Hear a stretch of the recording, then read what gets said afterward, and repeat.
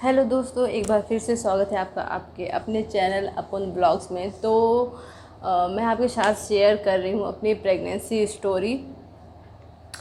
तो जैसे कि अपने पहले पार्ट में मैं आपको लोगों को ऑलरेडी बता चुकी हूँ कि मैंने क्या क्या प्रॉब्लम फेस की थी स्टार्टिंग में, और उसके बाद क्या क्या प्रॉब्लम्स हुई। और सडनली मेरी डिलीवरी टाइम पे लॉकडाउन हो गया था, मतलब कोविड-19 आ गया था, जिसकी वजह से काफ़ी प्रॉब्लम्स हुई। सारे हॉस्पिटल्स बंद हो गए थे, कोई भी डिलीवरी मतलब कोई भी हॉस्पिटल वाला एडमिट करने के लिए तैयार नहीं था। क्योंकि मुझे लगता है ये सारी प्रॉब्लम सिर्फ मेरे साथ नहीं हुई होगी, बहुत सी ऐसी लेडीज़ें होंगी या औरतें होंगी जो उस टाइम पे प्रेग्नेंट रही होंगी, और उनके साथ भी ऐसा ही कुछ हुआ होगा, उन्होंने भी ऐसी प्रॉब्लम फेस की होगी। तो जैसे मैं फाइनली हमें एक छोटा हॉस्पिटल मिल गया, और मैं अपने ससुराल वालों के साथ हॉस्पिटल गई। वहाँ पे डॉक्टर थी, उन्होंने मेरा पूरा चेकअप किया, इंटरनल चेकअप किया। और इंटरनल चेकअप के बाद उन्होंने कुछ ऐसी बात बताई जिससे मैं काफ़ी डर गई थी, काफ़ी नर्वस भी हो गई थी, और मुझे समझ में नहीं आया कि मैं क्या करूं, क्योंकि उस टाइम पे मेरे हस्बैंड मेरे साथ नहीं थे, और जो भी डिसीजन लेना था वो मुझे ही लेना था।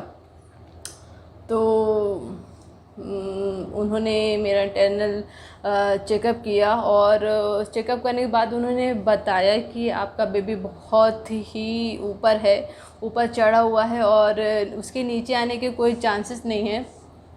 आपका 9 मंथ भी ऑलमोस्ट कंप्लीट हो चुका है, तो और आपको किसी भी तरह का कोई पेन नहीं है, कोई डिस्चार्ज नहीं जा रहा है, तो इसलिए आपका नॉर्मल डिलीवरी का चांसेस तो बिल्कुल भी नहीं है। तो आपको सी सेक्शन करवाना पड़ेगा, क्योंकि अगर अब सी सेक्शन नहीं करवाया और अपनी नॉर्मल डिलीवरी के लिए वेट किया, तो आपको और आपके बच्चों को काफ़ी प्रॉब्लम हो सकती है, नुकसान भी हो सकता है। उन्होंने कहा कि आपके बच्चे ने पेट में पॉटी कर दी है, तो जिसकी वजह से उसकी जान को भी खतरा हो सकता है। तो उस टाइम मैं काफ़ी नर्वस हो गई थी और बहुत ही ज़्यादा डर गई थी। मुझे लगता है मेरी जगह कोई और होता तो वो भी शायद डर जाते, क्योंकि ये मेरी फर्स्ट प्रेगनेंसी थी, और मुझे इस सब की चीज़ों के बारे में ज़्यादा कुछ पता नहीं था। तो मैं काफ़ी डर गई थी। मैंने अपने घर वालों से, हस्बैंड से फ़ोन पे बात की। तो फिर हमने डिसाइड किया कि चलो हम सी सेक्शन ही करवाते हैं। तो जैसे मैं हॉस्पिटल से आई उसी दिन मेरा डिलीवरी, मतलब डॉक्टर ने कहा था कि आपको अभी ही आपके पास आज का ही टाइम है, और आपको अभी ही सी सेक्शन करवाना पड़ेगा। तो मैं और भी काफ़ी ज़्यादा डर गई थी कि सडनली इतना जल्दी सब कुछ कैसे होगा, क्योंकि आपको एटलीस्ट सी सेक्शन में जाने से पहले भी एटलीस्ट आपको 3-4 घंटे तक खाली पेट रहना पड़ता है। एटलीस्ट आपके खाने के बीच और जो आपका ऑपरेशन है उसके बीच एटलीस्ट 3 घंटे का गैप होना चाहिए, क्योंकि बट तो थैंक गॉड मैंने, क्योंकि टेंशन की वजह से सुबह से कुछ खाया नहीं था कि पता नहीं यहाँ पे डॉक्टर मिलेगा या नहीं मिलेगा, मेरा एडमिट हो पाऊँगी या नहीं हो पाऊँगी। तो इस वजह से उसकी कुछ, फिर हम घर आए, हमने घर पे सबसे बातें की। मेरा जो डिलीवरी वाला बैग था, मतलब मैटरनिटी बैग था, मैंने सारी चीज़ें ऑलरेडी पहले ही पैक करके रखी थी कि अगर इमरजेंसी में कभी ज़रूरत पड़ी तो काम आएगा सडन, क्योंकि उस टाइम पे आपको पेन में कुछ समझ में नहीं आता कि आपको क्या रखना है क्या नहीं रखना है। तो मैंने अपना मैटरनिटी बैग ऑलरेडी पहले से ही पैक करके रखा था। तो फिर हम लोग सारी तैयारी करके रेडी होके हॉस्पिटल में एडमिट हो गई। वहाँ पे मैं ऑपरेशन थिएटर में गई। थैंक वहाँ के जो डॉक्टर थे, मतलब जो मेरा ऑपरेशन करने आई थी, वो डॉक्टर काफ़ी अच्छी थी। उन्होंने थ्रू आउट पूरे सी सेक्शन, मुझे तो पता ही नहीं चला कि मेरा ऑपरेशन कब हो गया, कब बेबी आ गया। वो पूरे थ्रू आउट पूरे ऑपरेशन के टाइम पे मुझसे बात करती रही, मैं भी उनसे बात करती रही, मुझे पता ही नहीं चला। फिर सडनली एक बेबी जब आया तो उन्होंने सबसे मुझसे पूछा कि आपका बेबी आ गया। मैंने पूछा मेरा बेबी कैसा है, हेल्दी है क्या हुआ। तो उन्होंने मुझे बताने से पहले कि आपको लड़का हुआ है या लड़की, उन्होंने मुझसे ही पूछा कि गेस करिए कि आपको क्या हुआ होगा। तो सडनली मैंने कहा कि लड़की। तो उन्होंने कहा आपका गेस बिल्कुल सही है, आपको एक प्यारी सी बच्ची, एक लड़की हुई है। तो उस टाइम पे मैं बहुत ही ज़्यादा खुश थी। मतलब उस टाइम पे अभी तक मैंने थ्रू आउट कंसीव करने के पहले और कंसीव करने के बाद और अभी जो 9 मंथ मैंने जो भी प्रॉब्लम फेस की थी, वो उस टाइम पे वो तो कुछ याद ही नहीं था। बस उस टाइम पे लग रहा था कि बस मैं एक बार अपने बच्चे का शक्ल देख लूँ, उसका चेहरा देख लूँ। उस टाइम पे दर्द वगैरह कुछ भी नहीं समझ में आ रहा था। तो वो सब हुआ, फिर मुझे ऑपरेशन थिएटर से दूसरे रूम में शिफ्ट किया गया। तो स्टार्टिंग में तो कुछ, जब तक आप एनेस्थीसिया के उसमें रहते आपको पता नहीं चलता, बट जैसे जैसे उसका असर कम होता जाता है तो उसके बाद जो दर्द शुरू हुआ स्टार्टिंग, मुझे लगा, मैं पूरी रात बस भगवान को प्रे करी थी कि कब कब सुबह हो और कब इस पेन से मुझे आराम मिले। हालांकि जब बहुत ज़्यादा पेन बढ़ जा रहा था तो मेरे पास एक नर्स थी, वो बार बार मुझे पेन किलर दे रही थी। एक्चुअली क्या होता है, ऑपरेशन के बाद आपको एकदम स्ट्रेट सीधे लेटे रहना होता है। आप करवट भी नहीं ले सकते, आप गर्दन भी नहीं उठा सकते, एकदम आपको एकदम स्ट्रेट लेटे रहना होता है बिना किसी मूवमेंट के। तो आपकी जो बैक होती है, कमर, इसमें काफ़ी पेन होता है, काफ़ी दर्द होता है जो बहुत ज़्यादा होता है। तो मुझसे तो मतलब ऐसा था कि मुझे तो बर्दाश्त ही नहीं होता। उस टाइम पे मैं सारे भगवान सबको याद करती कि प्लीज़ प्लीज़ जल्दी से सुबह हो जाए, क्योंकि उन्होंने, डॉक्टर ने कहा था कि आप सुबह से पहले हिल डुल भी नहीं सकते, आप जैसे हैं आपको वैसे ही लेटे रहना है। तो और आप सुबह ही सीधे उठ सकते हो, करवट ले सकते हो, कुछ भी कर सकते हो। तो बस जब जल्दी से सुबह हुई तो मैंने डॉक्टर को बुलाया, नर्स को बुलाया कि क्या आप मैं थोड़ा सा करवट ले सकती हूँ कुछ भी। तो उन्होंने आए, फिर मुझे थोड़ा सा पिलो का सपोर्ट दिया, तो मैं गर्दन उठा के थोड़ा सा हल्का सा मूवमेंट करके मैं बैठी। फिर उन्होंने, डॉक्टर ने कहा कि नहीं, अब अब आप वॉशरूम जा सकते हो खुद से, आप कपड़े चेंज कर सकते हो, क्योंकि क्या ऑपरेशन के टाइम पे आपको यूरिन के लिए ट्यूब डाली जाती है। तो उन्होंने वो ट्यूब वगैरह निकाले और अब कहा कि अब आप वॉशरूम जा सकते हो, आप अपने कपड़े चेंज कर सकते हो, आप वॉक के लिए भी जा सकते हो। एक्चुअली ऑपरेशन के बाद भी आपको वॉकिंग ज़रूरी है। वो आपसे पूछते हैं आप वॉशरूम गए हैं, आपका लूज मोशन अच्छे से आ रहा है कि नहीं, आपको यूरिन अच्छे से आ रहा है कि नहीं आ रहा है। ये सारी चीज़ें बहुत ज़रूरी होती है उस टाइम पे चेक करने के लिए, ताकि डॉक्टर को पता चले कि आपको कोई प्रॉब्लम तो नहीं हो रही है, सब कुछ ठीक है। तो उसके बाद तो मुझे ऐसे मेरे स्टिचेस में कोई प्रॉब्लम नहीं हुई थी। और तब जब मैं ऑपरेशन हॉस्पिटल से घर भी आ गई थी, उसके बाद भी मुझे अपने टाँकों में कोई प्रॉब्लम नहीं हुई है। और 7 दिन बाद मेरे टाँके खुल गए थे, बस 2 टाँके रह गए थे।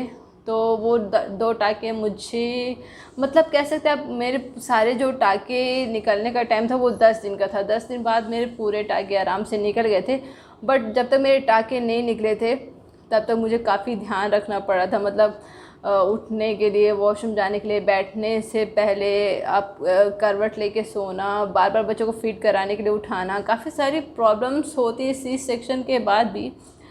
लोगों को लगता है कि, बट आज का टाइम ऐसा हो गया कि सी सेक्शन एक नॉर्मल सी बात हो गई। कई बार तो मुझे लगता है कि डॉक्टर जानबूझकर आपका नॉर्मल डिलीवरी के लिए आपको बोलते ही नहीं है, सी सेक्शन के लिए बोलते हैं, क्योंकि उन्हें आपको इतना डरा दिया जाता है कि आप कुछ सोच ही नहीं पाते, आप एकदम से ब्लैंक हो जाते हैं, खासकर अगर आपकी पहली प्रेगनेंसी है तो। इसलिए अब मेरे टाइम पे तो सिचुएशन ही कुछ ऐसी थी, कोई डॉक्टर ही नहीं मिला था। तो फाइनली एक डॉक्टर मिला था, तो हमें तो बस उसकी बात सही लग रही थी। और उस टाइम पे बच्चे का सवाल था कि नहीं, बच्चे को सेफ़ रखना ज़रूरी है, माँ को भी सेफ़ रखना ज़रूरी है। तो उस टाइम पे हम लोगों ने ऑपरेशन का ही गया।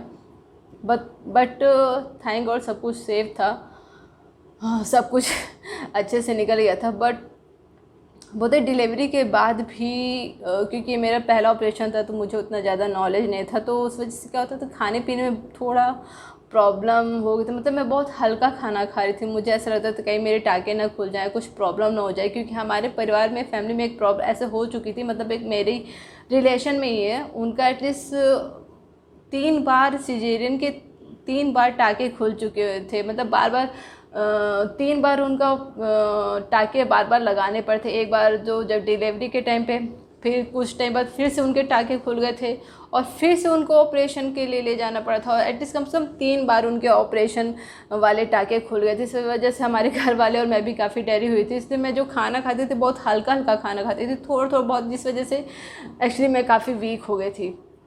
मतलब जो मेरा 1 महीने काफ़ी वीकनेस हो गई थी, मुझे मेरे हाथ पैर में बॉडी बहुत पेन रहने लगा था। मैंने काफ़ी लापरवाही कर दी थी खाने पीने में। तो इसलिए आप ऐसी लापरवाही मत करिएगा और एक प्रॉपर डाइट लेना ज़रूरी है, क्योंकि उसी से आपका मिल्क भी बनेगा जो आपके बेबी के लिए बहुत ही ज़रूरी। इसलिए सिजेरियन के बाद भी अपने खाने पीने का और अपनी हेल्थ का ध्यान रखना बहुत ही ज़रूरी है।